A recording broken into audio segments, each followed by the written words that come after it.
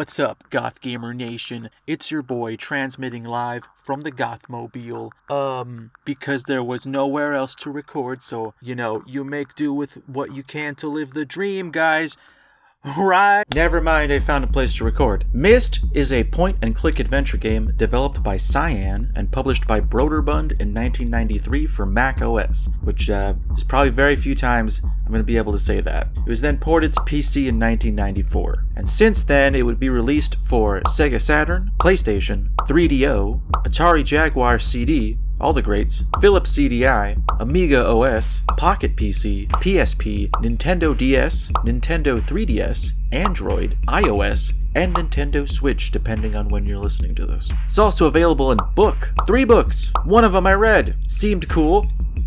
Didn't want to read the other. Myst is an undoubtedly important, or at least pivotal, landmark in video games. Though divisive to this day, it's a pretty early example of home video games transcending the niche gamer audience, and finding its way into the hands of many non-gamers, normies, dick brains.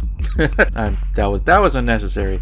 At a time when gamers and retailers were still clinging to floppy disks and side-eyeing the encroaching wave of CD-ROM drives, Myst pushed many over the fence by firstly being the most impressive-looking 3D rendered game at the time for, people that didn't really look at video games too much, and by being made exclusively on CD-ROM. So if you want the pretty new toy, you gotta upgrade. You gotta throw your principles in the garbage, along with all your shitty plastic squares. All your games, they've been upgraded to coasters. Congratulations. Oh fuck, I gave ThinkGeek a new idea. You gotta pay me for that one. Thanks to the groundbreaking originality of Myst, CD-ROMs are now beginning to show their full potential. It also helped that it was originally released on Mac, which wasn't, and still isn't typically utilized for gaming. You probably know Myst.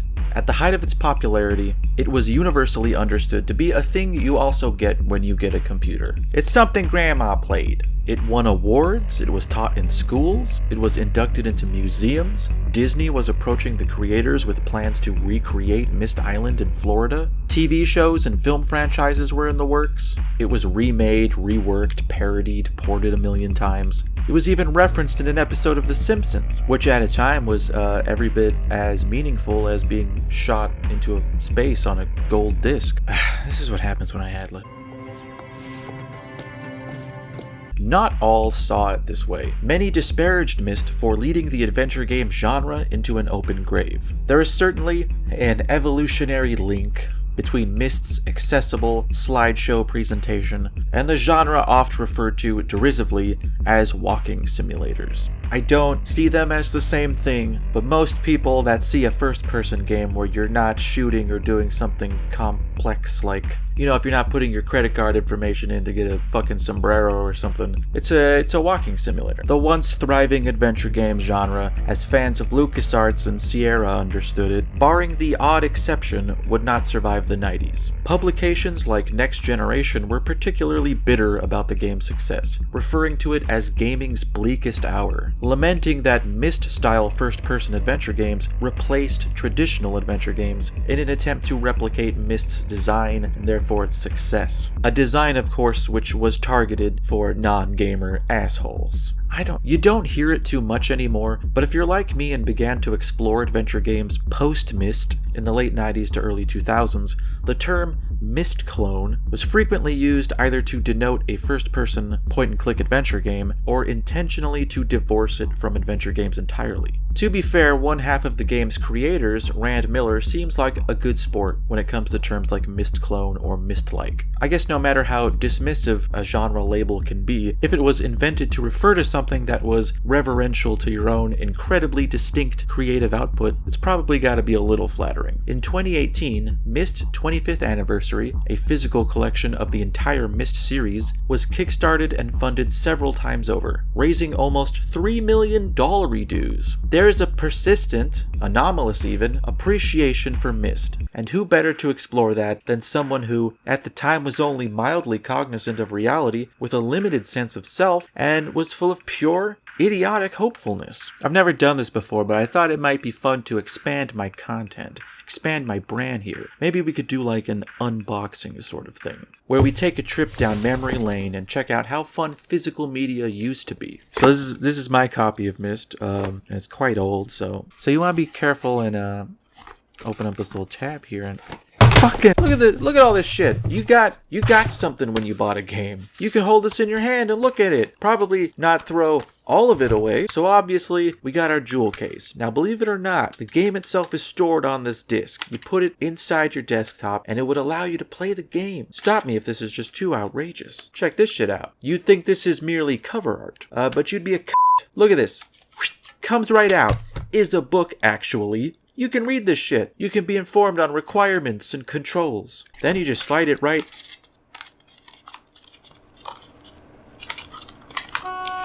So, copies of Myst came with a cute little journal. This is because many of the puzzles require you to memorize patterns and symbols and clues, and it's pretty vital to take notes of things. And this is not my original copy. Mine was probably lost in one of the many homes I've abandoned or been evicted from. But even this copy that belonged to a complete stranger is filled with notes that I did not glance at even once while playing the game for this video. But that's just fun, right? That's pure fun. We also have this warning, 3 Myst hints inside, open only if in dire need. This is cute because the 3 hints are essentially the same hint that's pushing you towards figuring out how to play the game with increasingly blunt wording. Very considerate for the normies. And if that didn't get things rolling, you could use this little form to order a guidebook. So you don't even have to play the game at all. Oh shit, this is actually cool. You can order a Myst shirt. I might be using that later. Hang on. 100% cotton?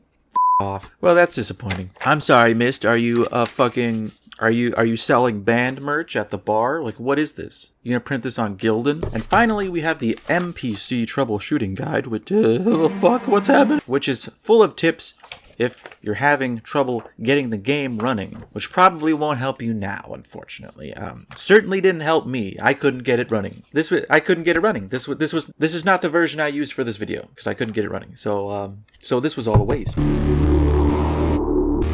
Well, I guess I should mention that the versions I will be showing and cutting between are Myst Masterpiece Edition, which is a remake that came out in the year 2000, which improved the bit depth of the game's colors, and it had a remastered score. My choice to feature this version is that it's probably the most easily obtainable, and getting anything older running on a modern PC is a considerable undertaking, even with a virtual machine. And it just isn't necessary at all. I'll be throwing in my feelings on another remake that followed this one called Real Myst, also released in 2000. I feel like I'm getting history confused there, but I'm just gonna wing it and say that nobody's gonna look that up. Sometimes in the internet game you gotta roll the dice and hope nobody researches anything you say. It hasn't paid off for me yet. I know that Beckett isn't a werewolf. The man is a man who turns into a wolf. What did you want me? Where the original Myst was composed of static images like a storybook, Real Myst recreated the game in a fully 3D environment with the Unity engine. Variations of this version make up many of the ports the game would have in recent years, so it seemed noteworthy to include it. It also adds a 5th world to explore, in a cute way to better tie it to its sequels, which the original seemed sort of disconnected from. I don't know how much they expected this to be the smash hit sensation of the world that it turned out to be. Myst brushes over the formality of a proxy into its mysterious universe, I'm not going to use the word mysterious ever again, and assigns you the role of a nameless, voiceless, pointless man-shape who, for reasons unknown, stumbles upon a book bearing the name Myst. The book describes a world centered around an island, and upon touching the pages, you are transported to the world described within. Without much motivation, you're left to explore the island of Myst. So what else are you gonna do? You're here, you might as well do something. Myst is seemingly built out of a network of puzzles that serve an as of yet unknown purpose. The island, and the rest of the game for that matter, are completely uninhabited. There are traces of life and civilization, but nobody to interact with. You'd think Bethesda made it. The biggest load of exposition is handed to you the moment you have control of Falling Silhouette Man. I don't have a name for him. This is the only clue. This little guy is the only clue I have to who you are. You're nothing. You're a shape. You're beneath me. I step on you. I crush you. There's a library full of journals written by a man named Atris that pretty much explain the entirety of the game's story. Through powers associated with a special kind of ink that you hit with a special kind of vibration from crystals, he is able to create worlds, or ages, by writing them down with this ink in these books. And he's able to traverse between these worlds using linking books, which is how you came to be here. The journals, the majority of which have clearly been burned, tell of 4 different ages, and the vague process by which Atris created and populated these worlds, the strain it put on his relationship with his wife Catherine, and his attempts to enlist the aid of his 2 sons, Cirrus and Achenar, who you will hear a lot from. On opposite sides of the library are 2 books, one blue and one red. In the blue book, Achenar is held prisoner, and through a thick haze of static, he implores you to bring him more blue pages, so that he may be free. In the red book is Cirrus, who has a similar request for red pages. The missing pages for both books are scattered throughout the remaining traversable ages. Adding a new page to one of these books makes their transmission come through a little more clearly. And after a couple of these pages, we learn that Atris was murdered under mysterious— Fuck! I said it! Under uncertain circumstances, and each brother blames the other for his death and their imprisonment. The different worlds we visit offer vague clues as to the motivations and personality of the 2 brothers. There isn't much going on with the plot, like, the game is mostly exploration and puzzle based, so while you do pick up little tidbits along the way, this is probably, like, you're probably going to have as good an understanding of the world of Myst as you can. Obviously, the finer mechanics and details are still shrouded in mystery, and probably not even fully developed by the creators, but you get the impression of a big world that you're only seeing a faint glimpse of. So there isn't a lot to spoil, I suppose, aside from the final moments. So if you're opposed to hearing that, you can skip ahead, but it's far from a plot-heavy, twisty-turny game like you would find nowadays, like a Freddy Fish in the case of the missing kelp seeds. So I'll give you time to do that, and how you guys doing? You guys been gaming? You guys been playing Outer Worlds? It's pretty good, right? It's pretty good. You know, it's pretty good. I feel like my main issue with it is like, why I gotta pick up so many items that don't do shit? I feel like a good 60% of my time playing it, I instinctively need to empty out every container and be like, I need the contents of it, why else would it be here? But then also, none of it really does anything. It's all like junk. And it's not like there's a crafting thing that I can use the junk for, it's just junk. You know what I mean? So adding more pages to the books gives you a clearer understanding of who Cirrus and Achenar are. And it's clear that neither of them are quality human beings. Exploring Achenar's chambers across the ages shows a propensity towards violence, sadistic violence, and his demeanor is all around unpleasant.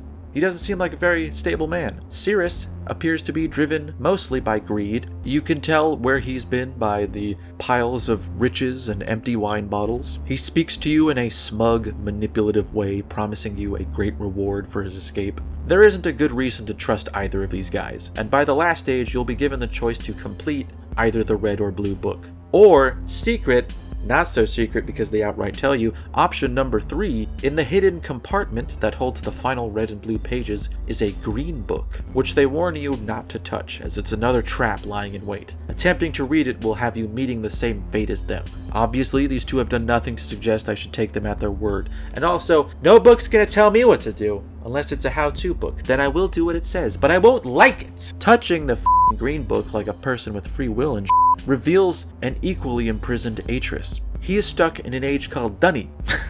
It's like D''Ni, but he says it Dunny. Don't come here to Dunny. And he needs a missing page from this book in order to leave and deal with his sons, who betrayed him and caused this whole mess. There are 3 possible endings here, though only one of them is canon. Finishing either the blue or red book only causes you to switch places with its prisoner, which is less than ideal. Entering the green book without the final page for it will only trap you in Dunny with Atris, so you have an eternity of being bitter about that. Bringing Atris the page, however, allows him to leave and deal with his sons, for which he thanks you and remarks that he may need to call upon you for your help again in the future. Should I do a second take of that? No. And though he has nothing to reward you with, he does give you the library and the ages within it. And this is technically the end. Like, it doesn't cut to credits or anything. It's just that anything that could be accomplished has been accomplished, and if you want, you can wander around the game that you played, and I mean, I'd assume you'd want to, like, go back to wherever you came from, or, you know, maybe there was nothing worth returning to. Who knows? I'm nobody, apparently. I guess I'll just walk around here until you're ready to hang out. Returning to the library reveals that the red and blue books have been replaced by ominous burn marks, which I'm taking to mean Atreus just killed his sons, which I suppose is fine.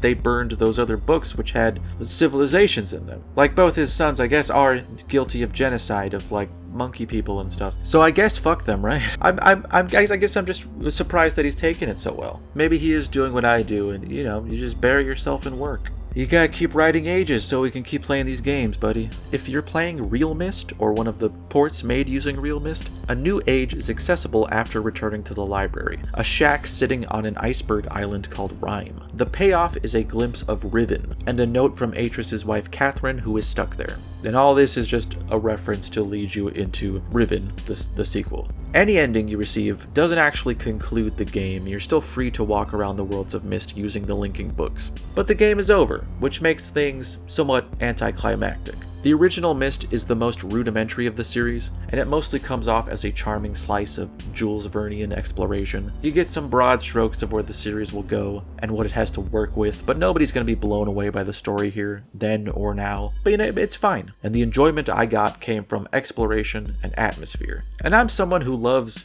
reading in these types of games. Like, give me an ominous journal entry or a creepy history lesson any day of the week. But the way Myst kind of dumps it all on you at once, like, here's all the books, read them at your leisure, I think was a mistake. Like, you could split that up, find some of those elsewhere, piece things together. By design, it plays like a storybook and not so much as a mystery, which you'd think they'd lean into because, you know, because of the name.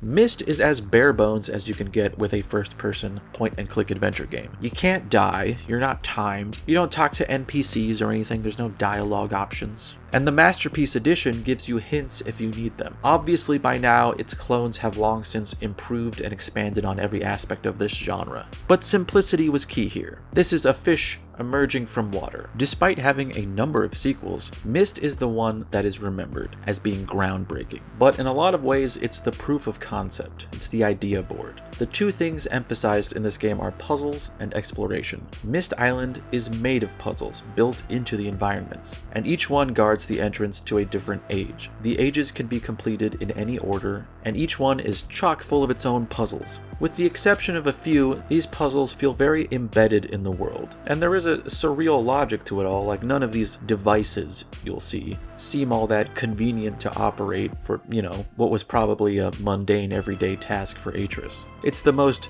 gamey aspect of it, but I think they're still pretty cohesive and feel just as much a part of the world as anything here. The difficulty of these puzzles is kind of fluid. Certainly, if you're not accustomed to computer games, or are a child, as I was, not because I was never a child, I just sort of emerged from the gnarled roots of a tree, that difficulty is going to be ratcheted up. In their own way, Cyan went through some effort to make the solution to puzzles feel dependent on your attention span, and some of those work out great. Most sound-based puzzles, like this one where you match the order of these natural sounds in this device to unlock this door, it didn't feel like I wasn't getting it because it didn't make sense. It made its own kind of magical sense, but even in looking at it, I was like, oh, okay, I can figure this out. I can see links between things here. Having said that, the general lack of direction can be an immediate turnoff. At the start of the game, you don't really have any reason to move forward. You are propelled by the thought, well, if I don't look around here, I guess I won't know what the heck's going on, and all these puzzles won't get done, and I won't be playing a game. Then the darkness will come back. Like, why are we doing this? What's my goal? This is a thought I can afford to have now with the progress of video games. Like, I don't want to let either of these slime balls out, so what am I really doing here? Some of these puzzles feel like they are easy enough to comprehend, but there is something so particular and unwieldy that you feel as though you're doing something wrong even if you are on the right track. The key essentially to every age is found in the same manner, which seems like an odd choice for a game notorious for being difficult. If you want to get to, say, the stone ship age, you move the tower in the library to point to the ship, and then you'll be given more or less the solution to that puzzle. From there, any difficulty comes out of understanding the actual buttons and levers of the puzzle, but you already have the solution. So by writing down a code or a pattern for later, half the work is done for you. I think it's easy to look back at Myst fondly for that initial experience and the atmosphere surrounding it. I understand reverence for it, but all this has been done substantially better. And once you've played through it, you get it. I did a few playthroughs of it for this video, and once you've done it, you can just, like, remember how to do it. And more so, you know the solution for the final puzzle, which negates the entirety of the game. Myst can be completed in around 2 minutes if you know how to trigger the ending. You see, collecting blue and red pages is only relevant for the first time or however long you want to humor the story. And naturally, if you're like me, you're going to want to collect both pages to hear what these have to say. And you can only carry one page at a time, meaning you have to play through the entirety of an age getting that one page, then play through it again for the second page. So like, you're already encouraged to play through it twice. This means repeating puzzles, even the puzzles that I don't like. I don't like mazes.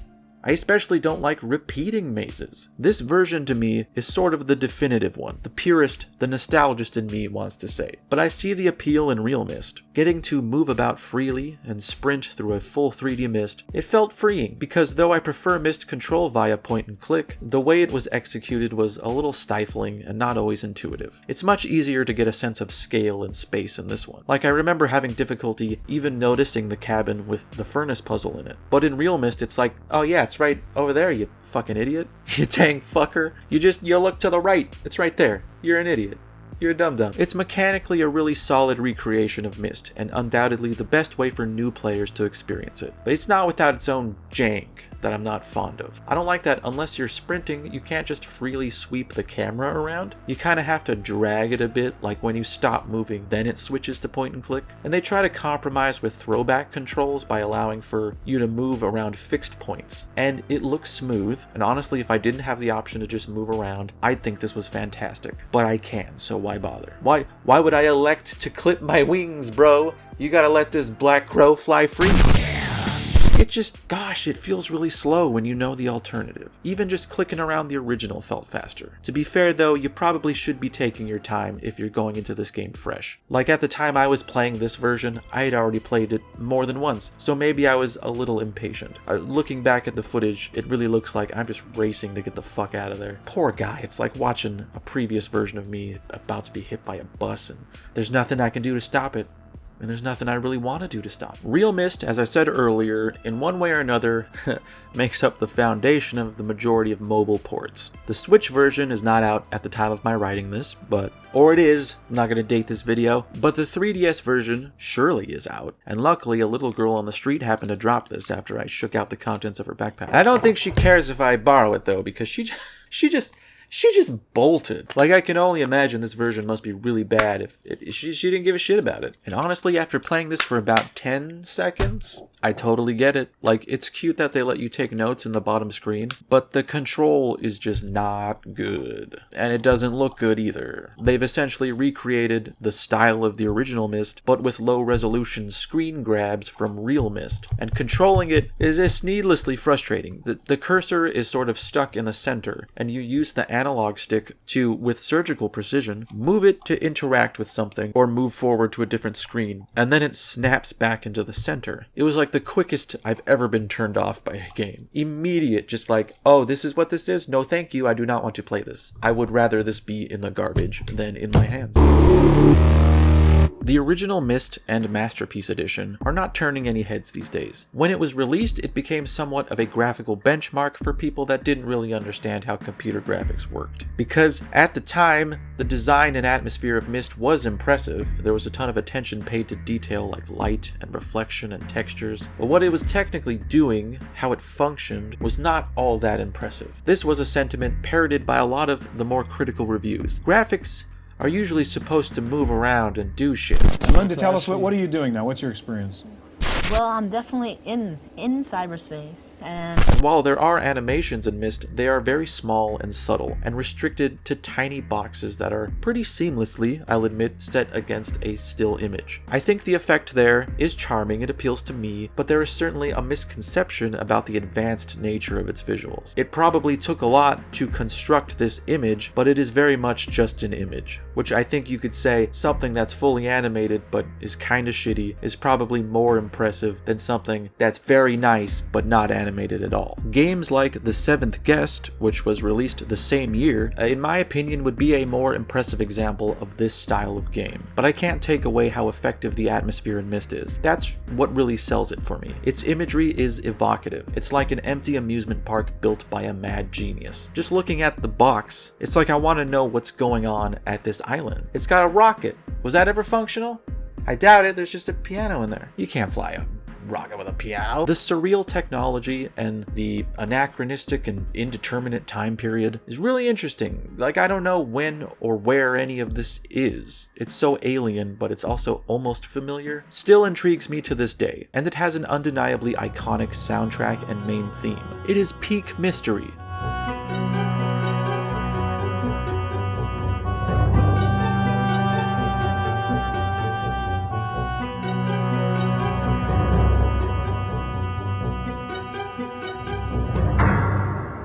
Like, it just makes anything mysterious. Fucking goddamn it. Sound effects are really good in that they are strange and not very good. But they ooze with this very specific nostalgia. The sound when you teleport to a different age. That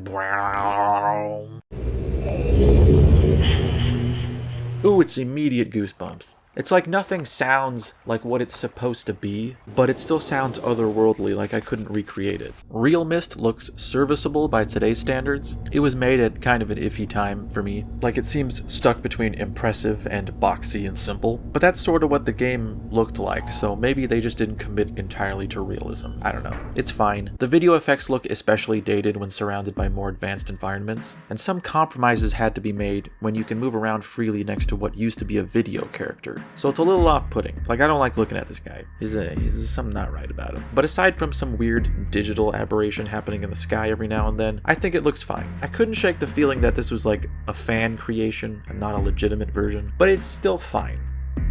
Like, I'm probably underselling it, and it's probably the best version. So it seems like Steam sort of bungled their version of Myst Masterpiece Edition, so all the negative reviews are about it not running or crashing. And these reviews will be coming from GOG, the game that killed a genre. Before Myst, adventure gaming was a vibrant genre, full of fantastic living worlds, with intriguing characters, story-based puzzles, and witty dialogue. Highlights of the era range from Infocom's early Zork games, to graphical masterpieces Secret of Monkey Island and Simon the Sorcerer. After Myst, adventure games described drab, dead worlds, with no characters whatever, utterly nonsensical logic puzzles, and the occasional monologue. You know, classic adventure games were loved and revered for many things, but I can't imagine their very sensible and understandable puzzle logic was one of them. You telling me fucking King's Quest made more sense than Myst? Too bad. Any of them. But you are right, it was like this was the cutoff point. That's where adventure games died. Except for Dracula Unleashed, Freddy Farkas Frontier Pharmacist, Inca 2 Nations of Immortality, Innocent Until Caught, Lost in Time, Putt Putt Goes to the Moon, Return to Zork, Simon the Sorcerer, you said that one, Blue Force, Return of the Phantom, The Seventh Guest, Leisure Suit Larry 6, Shape Up or Slip Out, Police Quest, Open Season, Pepper's Adventures in Time, Space Quest 5, Roger Wilco, The Next Mutation, Quest for Glory, Shadows of Darkness, Eric the Unready, Gateway 2, Homeworld, Sam and Max Hit the Road, Shadow of the Comet, Star Trek, Judgment Rights, Maniac Mansion, Day of the Tentacle, Gabriel Knight, Sins of the Fathers, Goblin's Quest 3, Eco Quest 2, Lost Secret of the Rainforest, Companions of Xanth, The Legend of Kyrandia, Hands of Fate, Sherlock Holmes, Consulting Detective Volume 3, Veil of Darkness, and that was just the last 4 months of 93.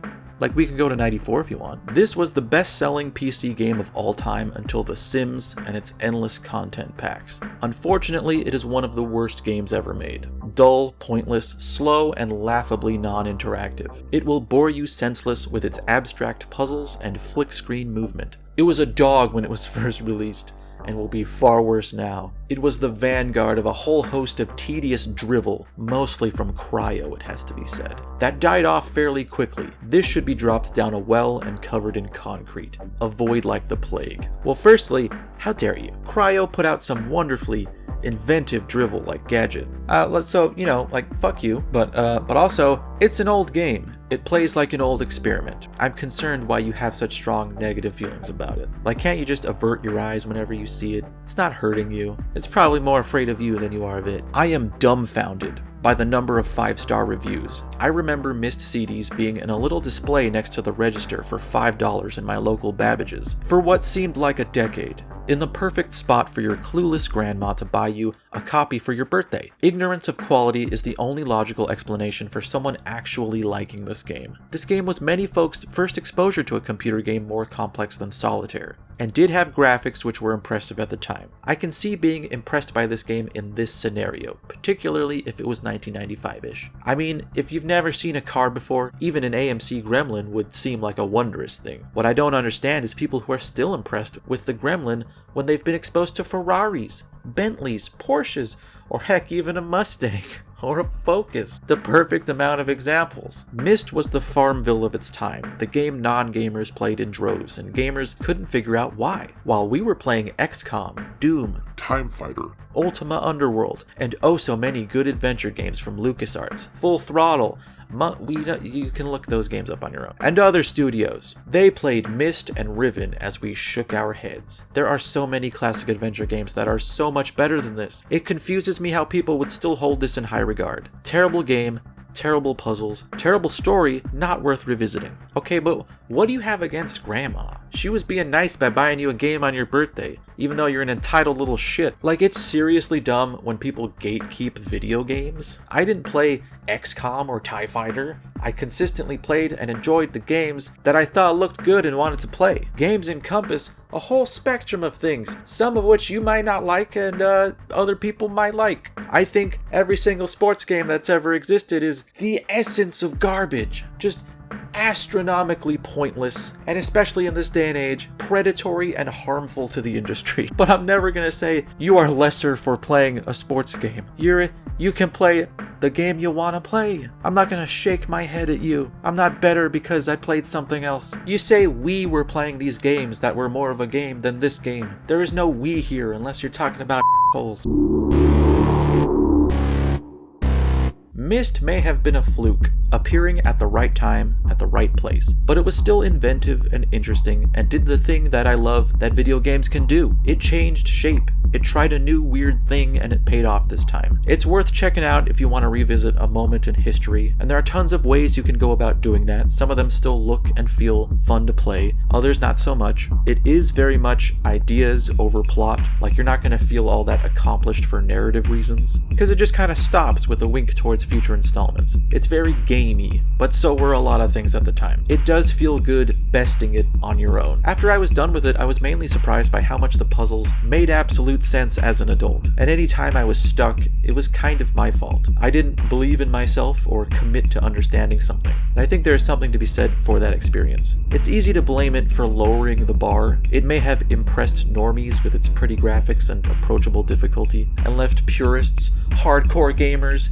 shaking their heads, but the quiet, distant, very distant optimist in me wants to see it as less of a dead end and more of a gateway. Myst put some semblance of an adventure game, of any game, into the hands of people who had never played one. Even me. Myst is probably the first adventure game I've ever played. Until then, my exposure to PC games was Wolfenstein 3D, Biomenace. I didn't know what games were capable of. I didn't know what atmosphere and immersion was. Myst was cryptic and enticing, and other words that aren't mystifying. It seemed adult and exciting and boring and confusing, which doesn't always mean bad. Like, I'm not clinging to it as an infallible masterpiece. I absolutely don't think it is, but I'm always going to respect how it fueled my imagination. It awoke in me a yearning for exploration and made me look at the medium further than, shooting Nazis or aliens. Yeah, some people, don't think that's the greatest use of technology, right. Shoot 'em up games. Yes, the popularity of traditional adventure games would die not long after Myst, but I feel it a touch excessive to point the finger squarely at at Myst and say that adventure games as a whole wouldn't have died if not for Myst. Also, it wasn't an immediate flatline. Regardless of whether or not Myst came about, we were entering an era where home computers were becoming more accessible and affordable. And if we are including Macs in the equation, more people who never touched a game before were able to scrutinize what adventure games were, which was a genre that was not very accessible, and was not like Myst, where you couldn't die, you didn't have to bother with dumb cursors or adventure game moon logic. Those games are great, but they were made for a very specific audience that was then becoming a minority. People understood Myst, but maybe didn't understand what it meant in the grand scheme of gaming. I'm of the mind that adventure games and Myst clones, which are still adventure games, ran their course as far as the public is concerned. As technology and ambition advanced forward, they made a valiant effort, but sort of burnt up in the atmosphere. Which is fine. Coming from someone who has a specific, powerful love for adventure games, it's fine. It's fine that they are, as far as most gamers know, dead. Because guess what? People still make them. Developers like Wadget are still making fantastic traditional adventure games. Even Myst clones. You got Darkling Room and Senscape. I mean, I'm obviously showing my favoritism because Grimsy likes some spooky point-and-clickies. Even Cyan is still making goddamn games. It's okay. Everything's gonna be okay. I feel like the fact that I needed to tell you that more than once speaks to how not okay things are, but everything's gonna be okay. Fuck! I recorded that 3 times, once in a car. Jesus Christ. Special thanks to Ailing Uncle, Resurrection, This Deal Is Getting Worse All the Time, Dark Raptor 86, Nazim Kamal Uray, Newstime, Charles Marr, Karen Mayville, Game Master, Nihilanthrope, Oysto, Dylan Sorum, Mr. Benjamin, Mr. Roboto, Bayard Brown, Alexander Sundin, and Octo for donating at the highest tier on my Patreon. Thank you for being there and supporting me. I really needed you this month. Not only financially, but emotionally. I'm just glad you're here. I appreciate every bit of dang help you give me. If I sound weird, it's because I'm like actively struggling to be genuine, but I instinctively want to make it funny, and it's just like this explosion in my chest. Anyway, thank you, and here's a dumb song I wrote.